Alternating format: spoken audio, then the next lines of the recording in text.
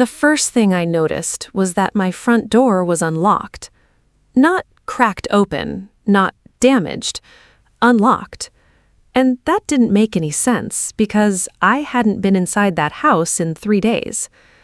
I stood on my porch holding 2 grocery bags and stared at the brass doorknob. Maybe I'd forgotten. Maybe, but I already knew I hadn't. I'm the kind of woman who checks locks twice, sometimes 3 times, especially after living alone for nearly 12 years. My name is Rebecca Lawson.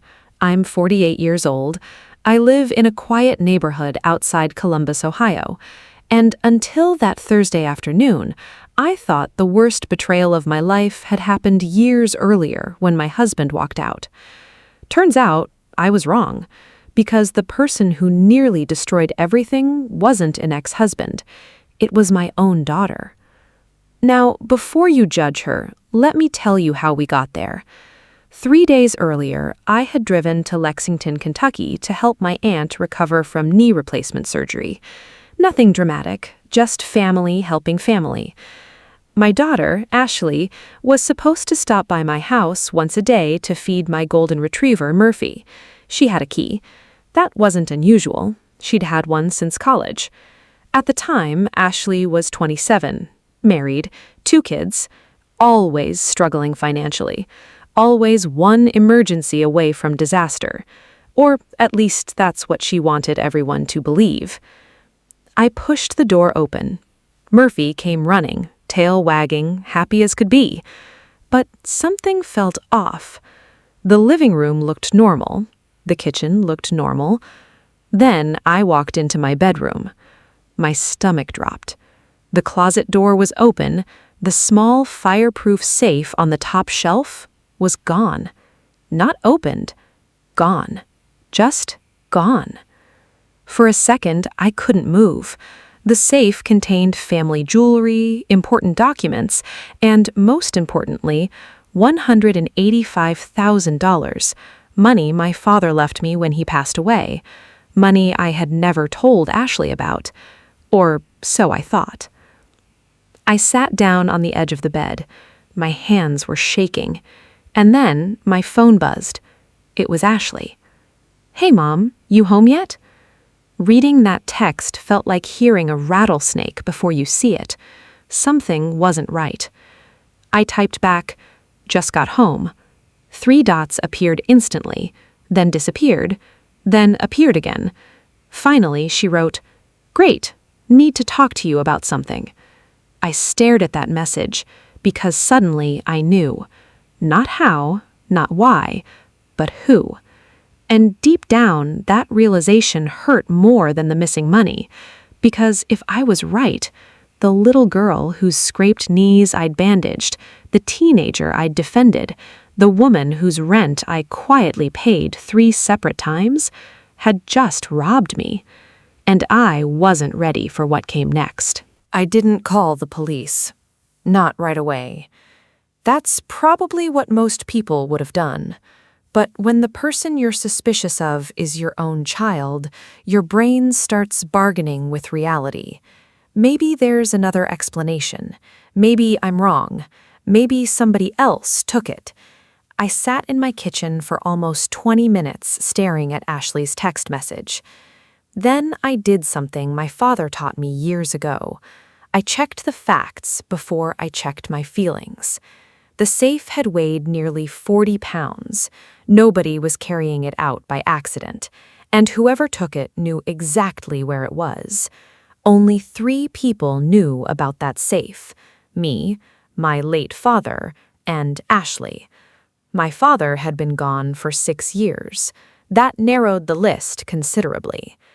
I walked back into the bedroom. The shelf where the safe had been sitting was dusty, except for one clean rectangle. The outline was still visible. Then I noticed something else. A shoe print. Tiny. Not mine. Not a man's. A woman's. Sneaker. Right on the carpet below the closet. I pulled out my phone and took pictures. Then I called the security company. Most people didn't know I had cameras. Ashley included. My father insisted on them after a break-in happened down the street years ago. The technician answered after 2 rings. "Can I access footage from the last 3 days?" "Absolutely." 5 minutes later, I was sitting at my kitchen table watching recordings. At first, nothing happened. Then, Tuesday afternoon appeared on screen. And there she was. Ashley, walking up my driveway, using her key, exactly like she was supposed to. Murphy greeted her. She walked inside. Normal. Totally normal. Then, 20 minutes later, she walked back out. Not normal, because she wasn't alone. Her husband, Travis, was behind her, and together they were carrying my safe. For a second, I honestly couldn't breathe. The footage was crystal clear. No masks, no confusion, no misunderstanding. Just my daughter and her husband loading my safe into the back of a pickup truck, like they owned it, like they had every right in the world. I replayed the video 3 times, not because I doubted it, because some part of me still couldn't believe it. Then my phone rang. "Ashley." I answered. "Mom?" Her voice sounded cheerful, way too cheerful. "Yeah?" "You sound weird." Funny how guilty people always notice that. "I'm tired." "Oh." Silence. Then she cleared her throat. "Listen, Travis and I wanted to talk to you about money." There it was, the truth walking through the front door. I said nothing. Ashley continued. "The kids' school tuition went up." Still nothing. "And things have been kinda tight." Tight. I almost laughed. They'd just come back from a Disney vacation 3 weeks earlier. People who are broke don't post photos drinking cocktails beside resort pools. "Mom?" "I'm listening." Another pause. Then she said something I'll never forget. "You know, family helps family." The exact phrase my mother used for years whenever she wanted something. Suddenly, everything clicked. Every bailout, every loan, every emergency, every guilt trip. This wasn't desperation. This was entitlement. I looked out the kitchen window, at the maple tree my father planted when I was 16, and for the first time in my life, I stopped making excuses for someone else's behavior. "Ashley?" "Yeah?" "I know you took it." Silence. Complete silence. Then the line went dead. She hung up. Not denied, not argued, hung up. 30 seconds later, my phone exploded. Calls, texts, voicemails. Ashley, Travis, then my sister, then my mother. Apparently, the family emergency communication system had activated. My mother called 5 times. I finally answered. "Rebecca, sweetheart." "No." "What?" "Don't sweetheart me." Silence. Then she tried again. "Honey?" "No." My voice surprised even me. Calm, cold, steady. For once, I wasn't angry. I was done. My mother sighed. "You don't understand the whole situation." "Then explain why my daughter stole my safe." Another silence. Longer this time. Then came the sentence that changed everything. "We thought you'd understand." Not deny, not defend, not explain. "We thought you'd understand." I closed my eyes, because suddenly I realized something. Ashley hadn't learned this behavior by herself. She learned it from somewhere, and standing on the other end of that phone line was the teacher. That's when I picked up my car keys, because the next place I was going wasn't my daughter's house. It was the police station. And before sunset, my entire family was going to learn something they'd never believed about me, that I was finally done being the easy target. The police station smelled like old coffee and paperwork. You know the smell. Every small-town police station in America seems to smell exactly the same.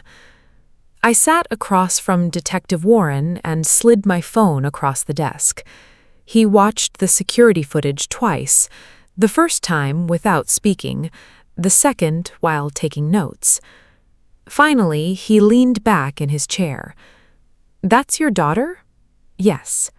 "And the man helping her?" "My son-in-law." He nodded slowly. "Well." I waited. "That makes Thanksgiving awkward." I laughed. Not because it was funny, because if I didn't laugh, I might start crying. The detective's face turned serious again. "Mrs. Lawson, do you want to press charges?" There it was. The question.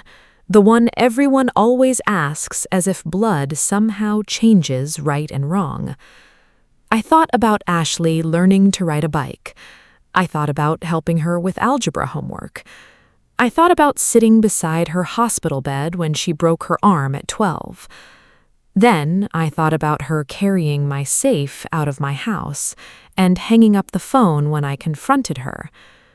Yes. The detective nodded. Okay. That one word changed everything. By 6 o'clock that evening, officers had visited Ashley's house. The safe wasn't there. Neither was the money. But criminals aren't nearly as smart as they think they are, especially family members. Because family members get comfortable. They assume you'll forgive them. They assume you'll stay quiet. And when people assume that, they stop covering their tracks. Turns out, Travis had deposited nearly $40,000 into an account 2 days earlier. Ashley had paid off 3 credit cards, and someone had transferred money toward a down payment on a larger house. They weren't hiding, they were spending. Like lottery winners, like people who believed they'd already gotten away with it. 3 days later, both were arrested. My mother called screaming. Actually screaming. The calm voice was gone now. The performance had cracked. How could you do this to your own daughter? I remember looking around my living room, at the photos, the furniture, the life I'd built. Then I answered, "Mom? What? How could she do it to her own mother?" Silence. Real silence. Not strategic silence, the kind that appears when someone finally runs out of excuses. Then she hung up. That became a pattern. Whenever reality entered the conversation, somebody hung up. The investigation lasted 4 months. The truth turned out to be uglier than I expected. Ashley had known about the inheritance for years. My mother told her. Apparently, family dinners had included plenty of discussions about what I didn't really need. The money, the house, my savings, my retirement account. My entire life had become a conversation they were having without me. And every conversation ended the same way. Rebecca has enough. Rebecca will understand. Rebecca can help. Funny thing, nobody ever asked Rebecca. The trial began the following spring. Ashley cried. Travis blamed stress. My mother blamed me. No kidding, actually blamed me. According to her, I had been selfish, cold, unwilling to support family. The judge wasn't impressed. Neither was the jury. After 6 days, guilty verdicts came back on every major charge. Ashley received probation, restitution, and community service. Travis wasn't so lucky. Because he had organized the financial transfers, he served 18 months. The judge said something I'll remember forever. Being related to someone does not give you ownership of their property. Simple, clear, true. After the sentencing, people kept asking how I felt. Victorious? Relieved? Satisfied? Honestly, none of those. Mostly, I felt tired. Because justice doesn't erase grief, it just confirms what happened. A few weeks later, I visited my father's grave. It was a warm Saturday morning, blue sky, light breeze, the kind of day he would have loved. I sat in the grass and told him everything, the investigation, the trial, the verdict, the whole mess. Then I laughed, because I suddenly remembered something. Years earlier, Dad had looked at Ashley after she demanded a second birthday gift because she didn't like the first one. After she left the room, he'd shaken his head and said, "Becky, if that girl ever robs a bank, she'll use her real name." At the time, I thought he was joking. Turns out he was making an observation. Parents see things, sometimes before anyone else does. I sat there for a while, listening to the wind, thinking. Then I finally understood something that took me 48 years to learn. Love and trust are not the same thing. You can love someone deeply and still refuse to let them hurt you. You can forgive someone and still lock the door. You can wish them well and still never hand them the key again. These days, life is quiet. Murphy is older. I'm older too. The maple tree still stands outside my kitchen window. Every spring it grows new leaves. Every fall it lets them go. There's probably a lesson in that. Some things are meant to stay. Some things aren't. Ashley and I speak occasionally now. Short conversations, careful conversations. The relationship survived, but it changed, and honestly, it needed to. Because the version we had before was built on one person giving and another person taking. That isn't love. That's a transaction. Last month, my granddaughter asked why I always lock my office door. I smiled and told her the truth. Because some lessons cost a lot of money to learn, sweetheart. She laughed, then ran outside to play, and I sat there looking at a framed photograph of my father on the bookshelf. For a second, I could almost hear him. "About time, kiddo." Maybe it was my imagination, maybe not. Either way, he was right. Some people spend their whole lives waiting for family to become the people they wish they were. I spent years doing exactly that. Then, one Thursday afternoon, I came home to an unlocked front door and a missing safe, and finally learned the difference between loving people and trusting them. One can survive without the other. The other can't survive without the truth.